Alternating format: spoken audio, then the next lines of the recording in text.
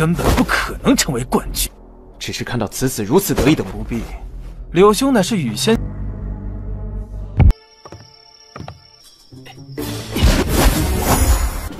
风子玉，回。呀，续仙丹师。 Halo semuanya, selamat datang di Ruang Sinema. Bagaimana kabar kalian semua? Semoga selalu sehat dan baik-baik saja. Sesuai jadwal, jadi pada hari ini kita akan kembali melanjutkan series Donghua yang berjudul Supreme God Emperor episode 367 sampai 370. Di bagian sebelumnya, di kota Zhongtian, Wang Xinye dan Chen Yuan tiba. Mereka disambut oleh Lin Xiao yang langsung ditolak oleh Wang Xinye karena kesal pada pelakuannya terhadap Xiao Hei dan Mu Yun. Mu Yun dan Xinye bersatu kembali, sementara Chen Yuan memperkenalkan dirinya sebelum pamit. Mu Yun dan teman-temannya berjalan di kota, dengan Xinye mengeluh tentang tugas di sektenya. Pada malam harinya, Mu Yun bertemu dengan Kuxing, pewaris Supreme Kuhai. Ia mengungkapkan keinginannya untuk bergabung dengan aliansi darah untuk melawan Gunung Xuankong. Kompetisi pemunian pil pun telah dimulai, dan Mu Yun akhirnya menghasilkan pil pembalik roh dengan 18 pola. Ia berhasil mengejutkan semua orang dan memenangkan babak pertama. Scene berlanjut selesai kompetisi permunian pil babak pertama, Mu Yun dan Wang Xinye terlihat sedang pergi meninggalkan aula. Melihat sosok Mu Yun, Liu Xian nampak begitu kesal. Ia benar-benar tak terima atas kekalahannya terhadap Mu Yun pada babak pertama. Di waktu yang sama, Liu Xian kedatangan seorang senior dari Gunung Xuankong yaitu Baiju. Pada saat itu, Baiju menyadari kalau Liu Xian sedang marah kepada Mu Yun. Maka dari itu, ia pun mencoba menenangkannya dengan mengatakan kalau Mu Yun hanya berada di ranah peri bulu tingkat 4. Sesuai dengan ranahnya sekarang, Mu Yun memang handal dalam pemunian pil suci kelas rendah. Akan tetapi, dengan ranahnya sekarang, belum tentu dia dapat memunikan pil suci kelas menengah. Apalagi dalam kompetisi pemunian pil kali ini memiliki 3 babak atau 3 tahapan. Siapapun yang kalah dalam babak terakhir, sudah pasti mereka tidak akan dapat menjadi sang juara. Liu Xian yang sudah berada di ranah peri bulu tingkat 5 seharusnya tidak perlu khawatir dalam babak kedua maupun ketiga nanti. Baiju juga memberitahu kalau Mu Yun tidak akan memiliki umur yang panjang, karena Gunung Xuankong kini sudah memulai pergerakan untuk menghabisinya. 这根本不可能成为冠军。只是看到此子如此得意的不必。柳兄乃是羽仙。 Di sisi lain kita bisa melihat Mu Yun, Xing Mangyu, dan Wang Xinye yang sedang ke pinggiran kota untuk menghampiri kediaman Feng Jiu. Sewaktu mereka bertiga mengetuk pintu rumah Feng Jiu, tiba-tiba saja dia itu membuka pintunya sambil melemparkan segantong air. Melihat tindakan Feng Jiu, Mu Yun bergegas membuat sebuah penghalang untuk menghalangi air tersebut. Feng Jiu kemudian mencoba meminta maaf kepada Mu Yun secara sungguh-sungguh. Dan di momen yang serupa, ia menjadi begitu terkejut ketika menyadari kalau tamunya itu adalah Mu Yun, sang pemenang pada kompetisi pemunian pil babak pertama.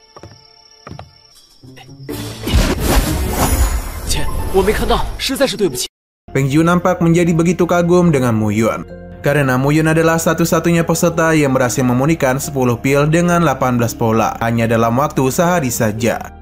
Selang beberapa saat, Mu Yun, Xing Mangyu, dan Wang Xinye dikejutkan oleh keberadaan adiknya Feng Jiu, yakni Feng Yu, yang ternyata ada seorang tunanetra atau buta. Setelah itu, Feng Jiu mulai membawa Mu Yun, Xing Mangyu, dan Wang Xinye untuk masuk ke dalam rumahnya. 无妨，六妹天生必定不凡。这一院，这只是哥哥的。 Saat berada di dalam rumahnya, Feng Jiu mulai memperkenalkan mereka bertiga kepada adiknya dan menyuruhnya agar tidak perlu merasa takut. Tanpa banyak bicara lagi, Mu Yun langsung to the point yang mengatakan kalau tujuan dari kedatangan mereka kali ini adalah untuk mengajak Feng Jiu bergabung ke dalam aliansi darah. Mendengar ajakan dari Mu Yun, sontak wajah Feng Yu menjadi begitu sangat senang. Oleh selama ini Feng Yu selalu berdoa agar ada seseorang yang mau merekrut kakaknya menjadi bagian dari sebuah sekte.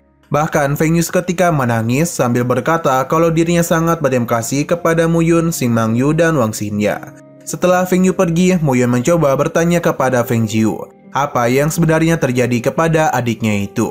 Feng Jiu pun menjelaskan bahwasanya sejak Feng Yu berusia 16 tahun, ia telah menderita penyakit aneh dan muncul sisik hijau pada tubuhnya. Akibatnya, secara bertahap Feng Yu mulai kehilangan penglihatannya.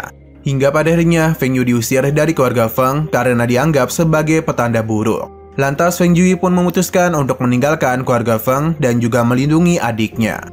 Lalu Feng Jui mencoba untuk belajar pemunian pil demi adiknya. Dan awalnya Feng Jui bertekad untuk bergabung ke dalam sekte pil surgawi agar bisa menyembuhkan adiknya. Di waktu yang sama, golongan Juxian memberitahu Mu Yun bahwasanya Feng Yu memiliki roh yang sama dengan roh ilahi Phoenix S milik Xing Mang Yu. Yang membedakannya adalah roh di dalam tubuh Feng Yu adalah roh ular mistik langit cerah. Dan Feng Yu juga memiliki garis darah ular mistik cerah. Selepas mendengarkan penjelasan gulungan Juxian, Mu Yun langsung menjelaskan kepada Feng Jiu kalau sisik naga di tubuh Feng Yu bukan menandakan dia sedang sakit, melainkan sisik naga di tubuhnya adalah salah satu jenis tubuh yang istimewa. Dan ketelain buta yang dialami oleh Feng Yu sebenarnya dapat disembuhkan. Akan tetapi Mu Yun sama sekali tidak tahu apa obatnya. Maka dari itu ia mencoba menanyakan obatnya kepada gulungan Juxian. Bukannya menjawab pertanyaan Mu Yun, golongan Juxian justru mempermainkannya dan menolak untuk memberitahu obatnya. Hal ini jelas membuat Mu Yun menjadi sangat kesal. Nah, rasa kesalnya itu pun mengakibatkan dia tanpa sengaja memukul meja. Tindakan Mu Yun itu sontak membuat Xing Mang Yu, Wang Xinnya, dan Feng Jiu menjadi begitu terkejut.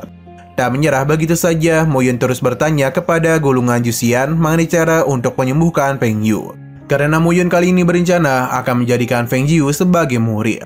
Pada harinya, paksaan dari Mu Yun pun membuat golongan Juxian membeberkan cara untuk menyembuhkannya. Golongan Juxian menjelaskan kalau Mu Yun dapat memanfaatkan kitab darah kuno untuk menyembuhkan mata Feng Yu terlebih dahulu. Jika mata Feng Yu selesai disembuhkan, maka Mu Yun harus mengajarinya tentang kitab darah kuno, agar dia itu sembuh total dan mampu menggunakan kekuatan garis darah ular mistiknya. Apabila Feng Yu sudah bisa menggunakan garis darah itu, maka Feng Yu harus menghubungkan jiwa, mengendalikan garis darah, dan naik ke puncak. Mu Yun mengaku sedikit khawatir dan membangkitkan garis darah ular mistik. Pasalnya, jika Feng Yu tidak dapat mengendalikannya, sudah pasti garis darah itu akan melahapnya. Golongan Juxian memberitahu kalau Mu Yun tidak perlu khawatir, karena tingkat kultivasi Feng Yu saat ini masih belum mencapai ranah peri bulu. Namun yang menjadi PR adalah jika Feng Yu mencapai ranah peri bulu dan berani untuk menggerakkan jiwanya, maka keadaannya akan menjadi sulit. Setelah memahami penjelasan gulungan Juxian, Mu Yun langsung berkata bahwa dirinya dapat menyembuhkan Feng Yu dengan sebuah risiko. Mu Yun juga menjelaskan kondisi terkini terkait garis darah ular mistik yang ada di dalam tubuh Feng Yu. Untuk menghindari skenario terburuk dan risiko itu, Mu Yun berencana akan menggunakan satu metode. Ketika metode itu dipraktikkan, maka Feng Yu akan memiliki pemahaman untuk menggunakan kekuatan garis darah ular mistik. Namun metode ini juga memiliki risiko yang dapat mengakibatkan Feng Yu terlahap oleh garis darahnya sendiri. Menyadari kalau risikonya cukup berbahaya, tentu Feng Jiu menjadi sangat dilema. Ia pun mulai berpikir keras untuk memberikan keputusan. Tak berselang lama, tiba-tiba saja Feng Yu datang, sambil berkata kalau dia bersedia untuk menanggung segala risiko tersebut. Feng Yu mengaku tidak peduli dengan segala risiko yang dia terima. Satu-satunya yang diinginkan oleh Feng Yu adalah ia tidak ingin menjadi beban lagi untuk kakaknya. Menurut Feng Yu, selama ini dirinya selalu saja membebani Feng Jiu. Jika saja dirinya tidak terkena penyakit, maka seharusnya Feng Jiu telah menjadi seorang alkemis yang terkenal. Oleh karena Feng Yu terus memaksa dan berkeinginan untuk disembuhkan, Feng Jiu pun mencoba bertanya, berapa besar bahaya dari jiwa binatang ilahi ular mistik itu?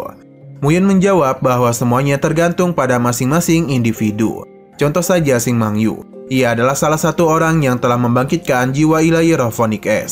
Namun selama ini tidak ada hal negatif yang terjadi padanya. Tanpa berlama-lama lagi, Feng Jiu pun menyetujui penyembuhan itu dan menyuruh Mu Yun agar segera melakukannya. Setelah itu Mu Yun meminta Feng Yu untuk menutup matanya. Dan begitu Mu Yun langsung dapat menggunakan kitab darah kuno untuk menyembuhkan mata Feng Yu.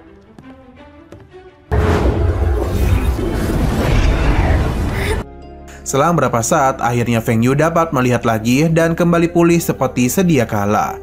Sehingga Feng Yu dan Feng Jiu pun menjadi begitu senang dan mereka berdua juga berterima kasih kepada Mu Yun. Saking merasa senangnya, Feng Jiu mengaku bersedia melakukan apapun untuk membayar hutang budinya kepada Mu Yun. Mu Yun berkata kalau dirinya tidak memerlukan apapun. Yang Mu Yun mau hanya meminta Feng Jiu agar bergabung dengan aliansi darah saja. Selain itu, Mu Yun berencana akan mengajari Feng Jiu tentang pemunian pil, agar dia itu dapat menjadi seorang master alkemis dan menjadi alkemis Void Immortal. Mu Yun juga memberitahu bahwasannya aliansi darah itu adalah sebuah aliansi yang ditujukan untuk melawan Gunung Xuankong. Bukannya merasa takut, Feng Jiu sama sekali tidak memikirkannya, karena ia bersedia bermusuhan dengan siapapun selama dirinya dapat menjadi alkemis Void Immortal. Selepas bergabungnya Feng Jiu ke dalam aliansi darah, Mu Yun langsung menyuruhnya agar segera pergi ke Pulau Lohun dan menemui Zhu Yuanji. Mu Yun, Sing Mangyu, dan Wang Xinya kemudian segera berpamitan dan kembali ke markas Papillon Tianbo. 风子玉，回。呀，续仙丹师说，嗨，我告诉你们，我就怕我说了你们在血煞岛看到的，准确来说是万年前的我。原来这么老了，真厉害呀！说的都是真的，我还有好多。 Pada keesokan harinya, kompetisi permunian pil babak kedua pun akhirnya dimulai juga. Di sana, Mu Yun sempat bertemu dengan teman-teman lamanya seperti Zhou Zian dan Bai Tujian. 加油！当然要来了。你现在虽然是血，这等比赛昨天炼的丹，蛇尊者听。那我就等着他来找我。 Tetua Agung kemudian mengumumkan kompetisi pada babak kedua ini. Mereka diperintahkan untuk membuat pil suci kelas atas, yaitu pil roh pemadatan esensi. Menurut Mu Yun, salah satu bahan terbaik untuk memurnikan pil roh pemadatan esensi adalah buah giok. Akan tetapi pada babak kedua ini, buah giok justru diganti dengan buah esensi roh. Tanpa berlama-lama lagi, para peserta termasuk Mu Yun segera memulai proses pemurniannya dan memasukkan bahan-bahan ke dalam tungku pil. 根本不会炼制上品圣丹。你炼丹是用。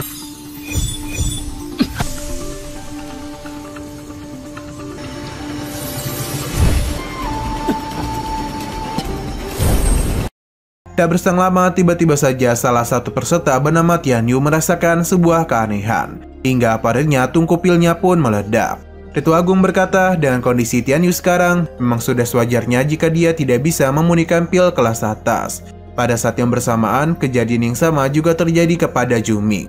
Tungku pilnya secara tiba-tiba meledak begitu saja. Sementara itu, Liu Xian nampaknya sudah menyelesaikan proses pemurnian dan menghasilkan satu butir pil roh pemadatan esensi dengan 5 pola yang terbentuk.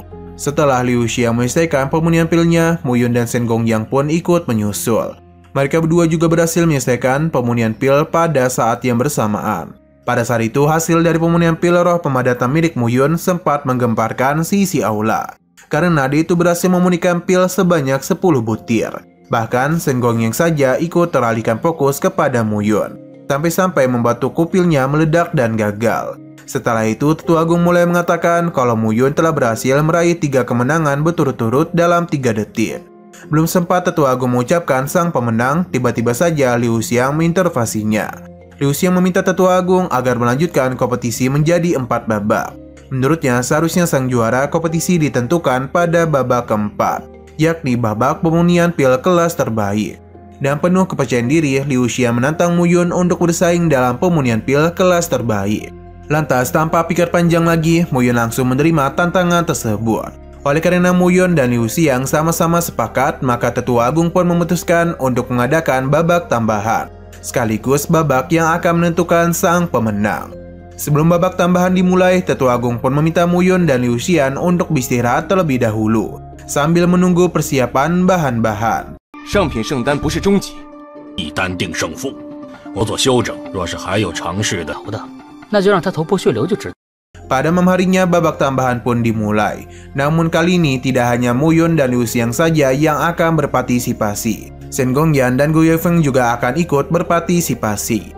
Tetua Agung lalu mengumumkan bahwasanya pada babak tambahan itu, para peserta diminta untuk memurnikan pil kelas terbaik berupa pil ilahi nirvana. Tanpa berlama-lama lagi, Tetua Agung pun langsung membagikan bahan-bahan obat ke masing-masing peserta. Mu Yun sedikit kaget ketika Tetua Agung mengatakan kalau pil ilahi nirvana tergolong ke dalam pil kelas terbaik. Pasalnya di 1000 dunia besar, pil ilahi nirvana hanya dianggap sebagai pil kelas atas saja. Selepas mendapatkan bahan-bahannya, masing-masing peserta pun segera memulai proses pemurnian pil.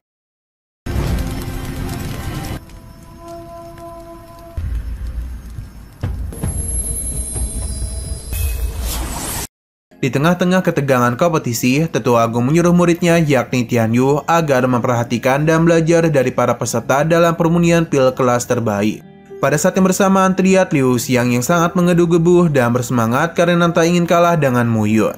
Bukannya menghasilkan hasil yang memuaskan, semangat yang terlalu berlebihan itu justru membuat tungku pilnya meledak. Dan Liu Xiang pun gagal dalam memurnikan pil. 我好心提醒你，忍你一辈子。混凝聚即将成型了。 Hal yang sama juga terjadi kepada Shen Gongyang. Sangat disayangkan, padahal cukup selangkah lagi saja untuk menyelesaikan proses permunian. Sehingga kini hanya tersisa Mu Yun dan Gu Feiyang saja.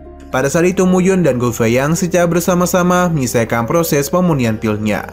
Hasilnya, Gu Feiyang berhasil memunikan pil ilahi Nirvana dengan 9 pola. Sedangkan Mu Yun berhasil mencapai kesempurnaan. 19纹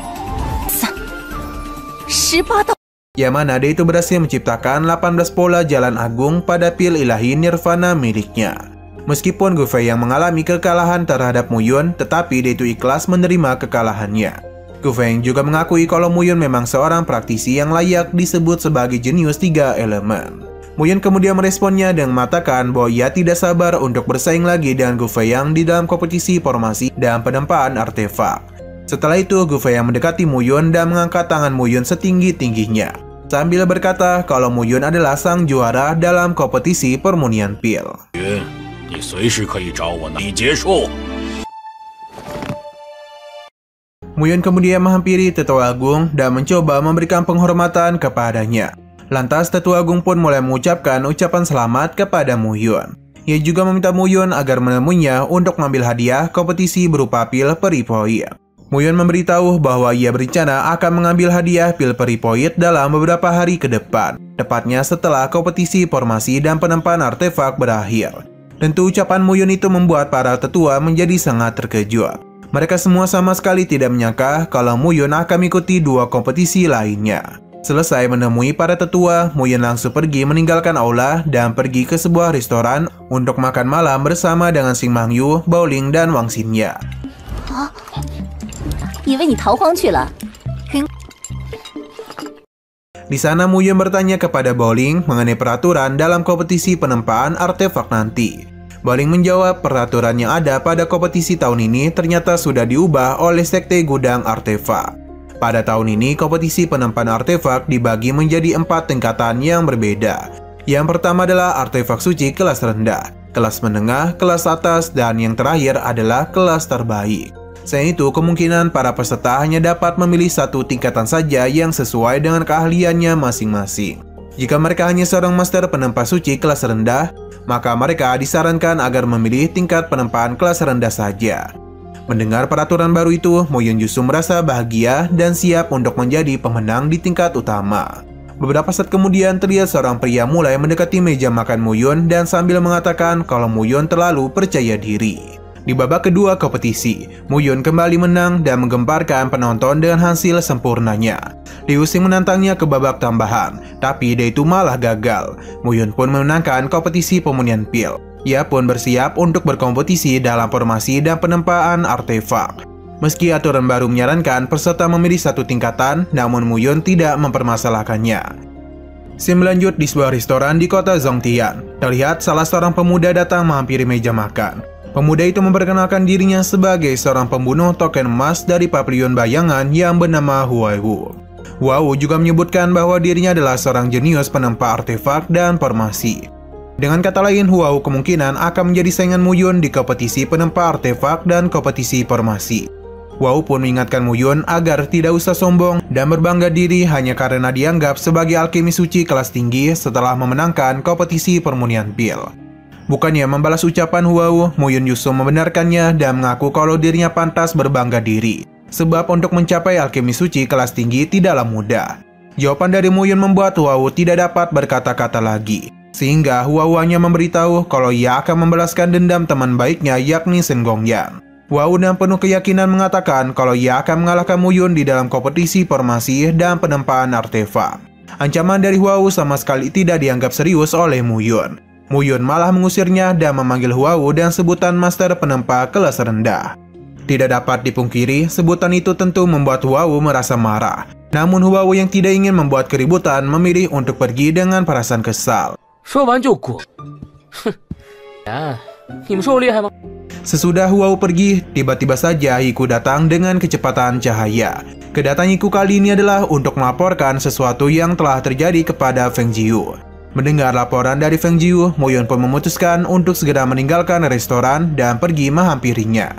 Di dalam perjalanannya, Hiko memberitahu bahwa masalah yang menimpa Feng Zhu ini ada hubungannya dengan Juming dari keluarga Zhu. Usut punya usut, ternyata Juming juga menyukai bakat Feng Jiu, serta menyukai kecantikan dari Feng Yu. Sehingga rasa suka dari Juming pun membuatnya ingin menikahi Feng Yu.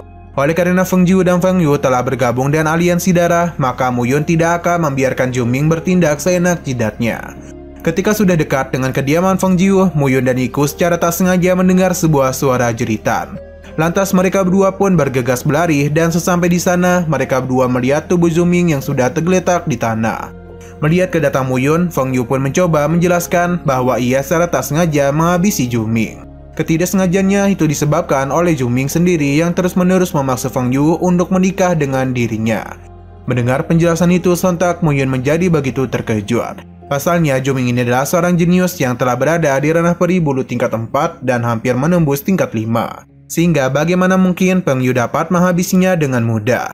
Mu Yun lalu mencoba bertanya kepada Feng Yu bagaimana proses latihan kitab darah kuno yang telah Mu Yun berikan kepadanya.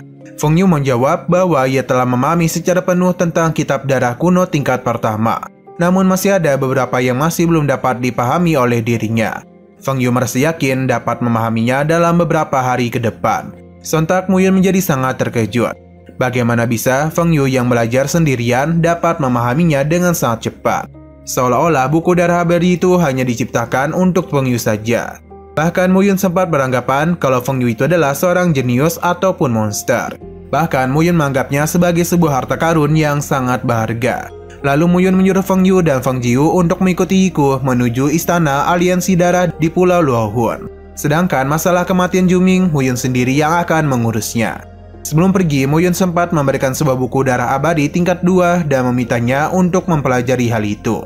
Ia juga menyuruh Feng Yu agar segera menemui Su Xingyu dan meminta Su Xingyu agar menguji darah mirip Feng Yu. Menurut Mu Yun, dengan bakat yang sangat tinggi yang dimiliki oleh Feng Yu, di masa depan dia itu pasti akan menjadi penguasa di 3000 dunia kecil.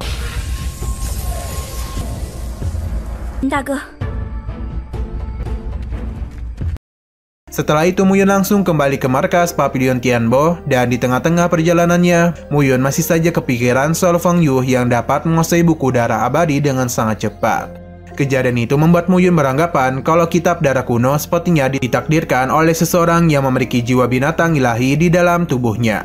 Oleh karena itu, sesampai di markas Pavilion Tianbo, Mu Yun langsung pergi menemui Xing Mangyu dan berencana akan mengajarinya mengenai keterampilan kitab darah kuno.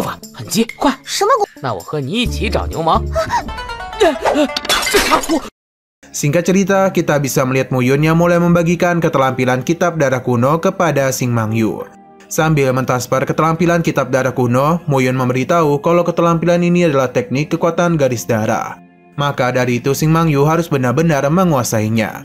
Bagi siapapun yang memiliki kekuatan garis darah ini, kabarnya jika ranah mereka telah melebihi ranah peri bulu tingkat 10, maka mereka itu dapat melewati 7 perubahan hidup dan mati. 7 perubahan hidup dan mati itu adalah salah satu jalan sejati menuju ranah immortal atau yang disebut sebagai keabadian.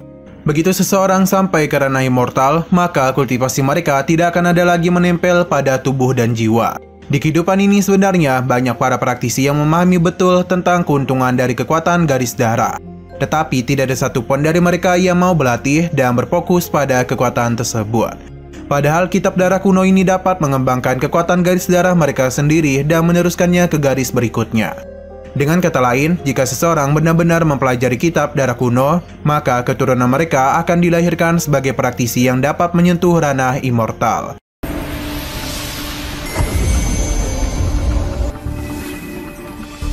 Selesai mentransfer keterampilan kitab darah kuno, Mu Yun langsung pergi karena dia berencana untuk mengajarkan keterampilan yang sama kepada Wang Xingya. Pada keesokan harinya, nampak Mu Yun yang sedang berada di aula Sekte Qi untuk mengikuti kompetisi penempaan senjata. Setibanya di sana, tiba-tiba saja beberapa orang mulai bergosip dengan kehadiran Mu Yun. Pasalnya, mereka merasa tak menyangka kalau Mu Yun sebagai alkemis pil suci kelas terbaik juga ingin mengikuti kompetisi penempaan senjata. Selain mendapatkan gosip dari orang-orang, Mu Yun juga mendapatkan julit-julitan dari para peserta lain, yakni Hua Hu. Bukannya emosi, Mu Yun justru meresponnya dan santai sambil memberikan sarkas-sarkasan yang membuat Hua Hu menjadi sangat kesal.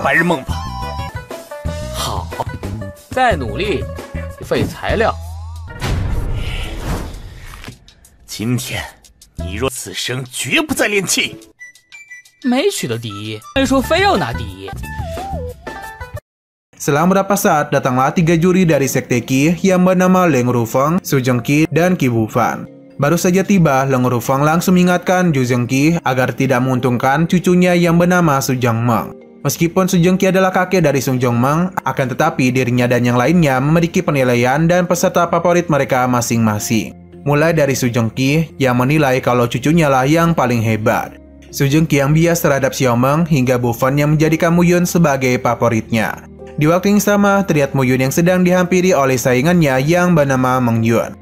Saingannya kali ini tidak bersifat seperti Huau. Sebaliknya, Meng Yun justru nampak sangat mengagumi Mu Yun.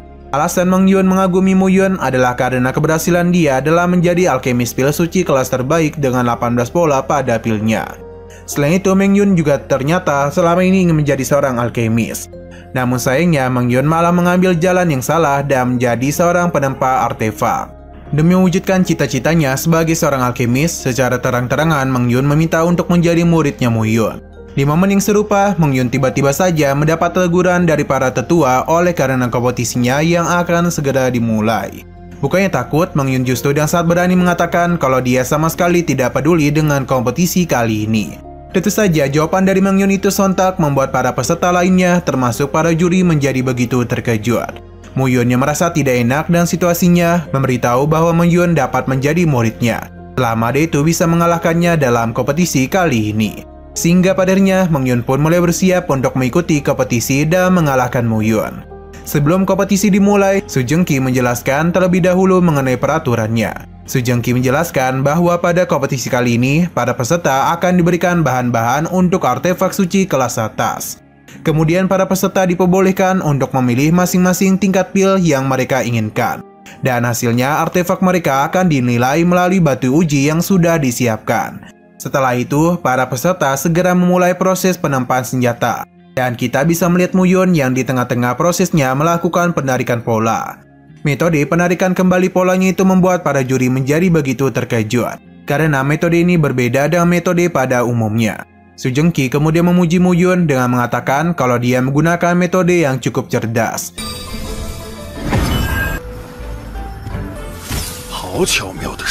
Menurut Su Zhengqi dan menambahkan informasi, jelas Mu Yun ini sangat berbeda dengan cara para master penempa senjata dalam menggaris polanya. Tidak hanya Su Zhengqi saja, Qi Bufan juga mengakui kecerdasan Mu Yun dalam metodenya yang cukup menginspirasi. 似乎快结束了，走吧。 Pada malam harinya, Meng Yun adalah salah satu peserta yang menjadi peserta pertama dalam menyelesaikan artefaknya. Mu Yun juga menyamai rekor Meng Yun, sedangkan yang lainnya nampak masih sedang dalam proses penyelesaian. Selama beberapa saat masing-masing pun ikut menyusul, mulai dari Gu Feiyang dan yang lainnya. Dan begini kompetisi pun dianggap selesai dan tibalah saat untuk menguji senjata pada batu sejati penguji artefak atau senjata. Su Zhengqi kemudian menjelaskan bahwa batu sejati penguji artefak ini adalah sebuah artefak suci kelas atas. Penguji artefak itu juga menunjukkan sebuah 7 pilar cahaya yang melambangkan atribut yang berbeda, seperti kekuatan dan ketahanan. Semakin tinggi pancaran dari 7 pilar cahaya dan semakin kecil jaraknya, maka semakin bagus penilaiannya. Tanpa berlama-lama lagi, Su Zhengqi pun mulai memanggil para peserta secara bergiliran. Dimulai dari peserta nomor 3 yaitu Su Zhengmeng. Kabarnya Su Zhengmeng ini memiliki keterampilan dalam penempaan senjata yang mampu menempa senjata suci tingkat 4 kelas rendah. Sewaktu Su Zhengmeng menaruh senjatanya di atas batu penguji, 7 pilar cahaya pun mulai meninggi di ketinggian yang tidak buruk. Dengan melihat 7 pilar cahaya itu, Su Zhengqi memberitahu kalau senjata buatan Su Zhengmeng adalah sebuah senjata suci tingkat 5 kelas rendah. Pencapaian dari Su Zhengmeng itu membuat ayahnya memuji dirinya dan mengatakan kalau Su Zhengmeng kemungkinan akan menjadi penerusnya sebagai ketua sekte Qizhu atau sekte gudang senjata.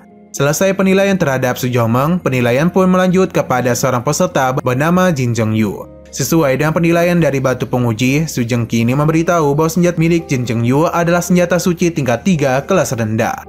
Mendengar hasil penilaian dari Su Zhengqi, sontak Jin Zhengyu pun menjadi begitu emosi dan tak terima. Bahkan ia juga menuduh kalau sekte gudang artefak telah bertindak curang. Tanpa mengucapkan sepatah kata pun, Su Zhengqi langsung menyerang Jin Zhengyu sampai membuatnya terpental. Setelah itu, penilaian kembali berlanjut dan Sejengki segera memanggil Mang Yun untuk meletakkan senjatanya di atas batu penguji. Dan penuh rasa semangat, Mang Yun pun langsung menaruh senjatanya di atas batu penguji. 在练起诗一脉上，我的梦想就是成为古往今。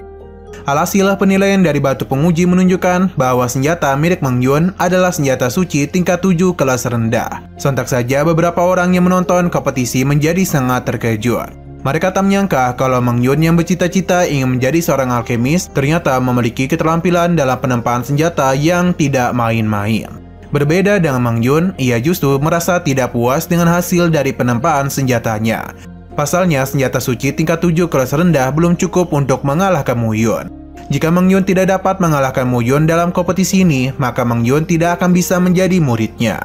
Sejengki melanjutkan penilaian senjatanya dengan memanggil Gu Feiyang. Setelah Gu Feiyang meletakkan senjatanya untuk dinilai, seketika semua orang menjadi tercengang karena pancaran dari 7 pilar cahaya yang begitu tinggi itu menunjukkan bahwa senjata yang ditempa oleh Gu Feiyang adalah senjata suci tingkat 7 kelas atas.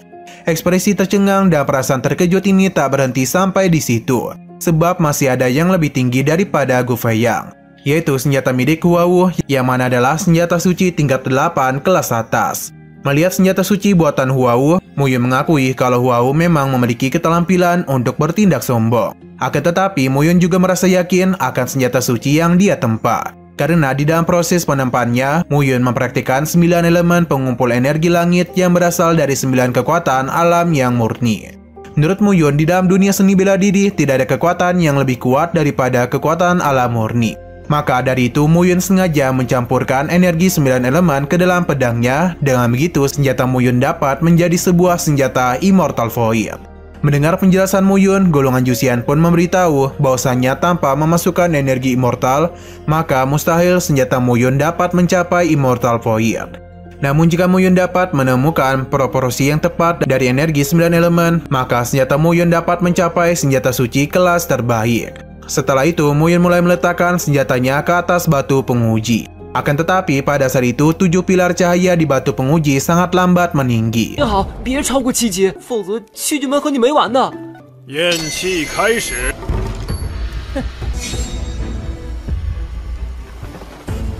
Bahkan lambatnya pergerakan dari 7 pilar cahaya itu membuat Mu Yun mendapat hinaan dan ocehan dari Huawu.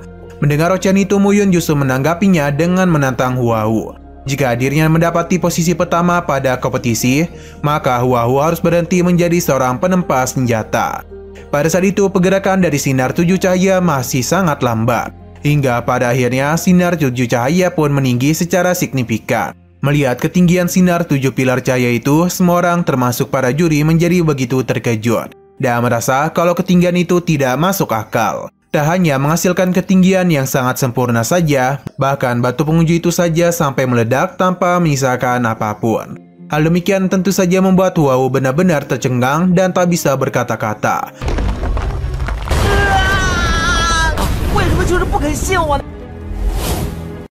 Berbeda dengan para juri, mereka justru merasa takjub dan sepakat kalau Mu Yun lah yang menjadi pemenangnya.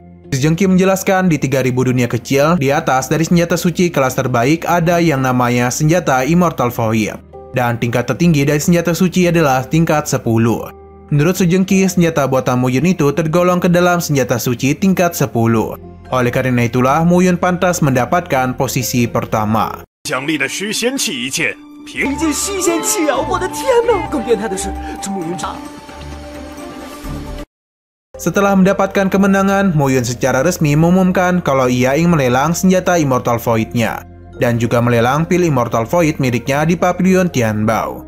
Sedikit informasi saja, senjata Immortal Void dan pil Immortal Void adalah kedua harta yang akan didapatkan oleh Mu Yun karena telah memenangkan kompetisi pil dan penempaan senjata. Beberapa orang yang mendengarkan hal itu menganggap bahwa acara pelelangan itu ada strategi yang bagus. Karena jika Mu Yun terus menyimpan kedua harta itu, maka Mu Yun akan menjadi incaran-incaran dari sekte-sekte besar. Selesai memberikan pengumuman, Sejengki pun langsung mengajak Mu Yun untuk mengambil hadiah di sekte gudang artefak dan ke sekte pil surgawi. 请教一番，带你到器具门内去领取呢吧。山一那老头可是等。Tanpa berlama-lama lagi, Su Jongki pun langsung pergi membawa Mo Yun bersama Leng Rufeng dan Ki Bufan melalui sebuah portal. Melihat portal itu, Mo Yun pun berpikir kalau Su Jongki setidaknya memiliki ranah yang telah melebihi ranah peri bulu tingkat 8 dan telah menguasai hukum ruang. Nah, sayang sekali lagi seru-serunya episodenya malah bersambung. Oke, sekian dulu pada video kali ini. Untuk video selanjutnya akan segera hadir. Jadi bagi kalian yang ingin mengikuti series ini, langsung saja klik subscribe dan aktifkan loncengnya. Terima kasih yang sudah menonton video sampai habis. Jika kalian suka pada video ini, klik like dan share ke teman-teman kalian tentang channel ini. Dan ditunggu aja kelanjutannya. Oke, sampai jumpa di video selanjutnya.